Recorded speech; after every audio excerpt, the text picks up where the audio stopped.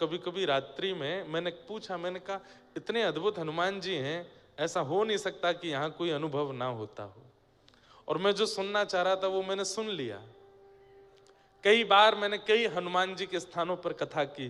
कईयों ने कहा हमें हनुमान जी के हुंकार की आवाज आती है, कभी राम की आवाज आती है, कभी चलते हैं तो उनके धम धम धमक की आवाज आती है, कभी खड़ाओं की। तो ये सब महाराज जी ने भी बताए। तो मैं लेकिन कुछ सुनना चाह रहा था और वो यही था कि महाराज जी रात्रि में घुंघरू की आवाज आती है। मैंने कहा हाँ, अब लगा कि राम हनुमान जी यहीं बैठे हैं, क्योंकि वो रात्रि में चारुशिला रूप में होते हैं।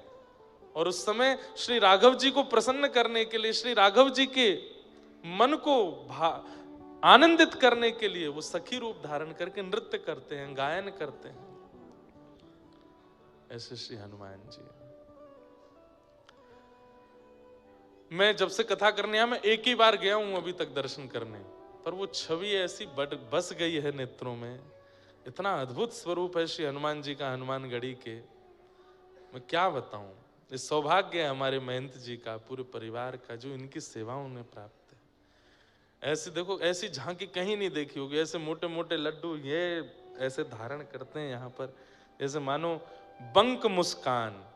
एक बांकी मुस्कान होती है ना, ऐसी मुस्कान ऐसे हनुमान जी की। अद्भुत झांकी।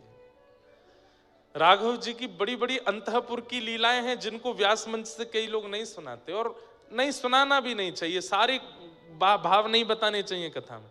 पर हमारे रामानुज गुरु जी, पूज्य पिताजी महाराज के गुरु जी एक लीला सुनाते थे, वो और सुनाऊं। अंतःपुर में कैसी लीला होती है कि रोज राघव जी जब भीतर कनक भवन में आते हैं तो दरवाजा बंद करते ही सब सखियां कहती हैं, मर्यादा बाहर छोड़ के आए हो ना, मर्यादा पुरुषोत्तम, मर्यादा पुरुषोत्तम। पूरे दिन मर्यादा पुरुषोत्तम बने घूमते हो, ये अंतःपुर में मर्यादा नहीं। तो राघव जी बोलते हैं हाँ, अब जैसे चाहो बैठा लो। तो सब सखियां लेकर के राम जी को घुमाती हैं, कभी झूला पे बैठाती हैं, कभी कुछ करती हैं। अभी तो ये होली का, इतनी सुंदर होली है राघव जी की, कल अगर अनुभव लगा तो कल सुनाऊंगा। तो सीता जी बोली आज क्या विनोद करें। केवल वृंदावन चंद्र ही विनोद नहीं करते हैं, प्रिया प्रियतम आनंद नहीं करते, यहाँ राघव जी और सिया जी का भी सुख होता है। वो आज क्या विनोद करें। तो सब सखियां बोली क्या करें, नृत्य करें। बोले नृत्य तो रोज ही करते हैं। गायन करें, बोले वो भी रोज ही होता है। कुछ नया बनाए, बोले वो भी रोज। कुछ अलग करो आज। तो राघव जी बोले क्या अलग करो, कुछ अलग नहीं करना, वही कर लो जो रोज करते हो। कुछ गा लो, बजा लो, नाच लो।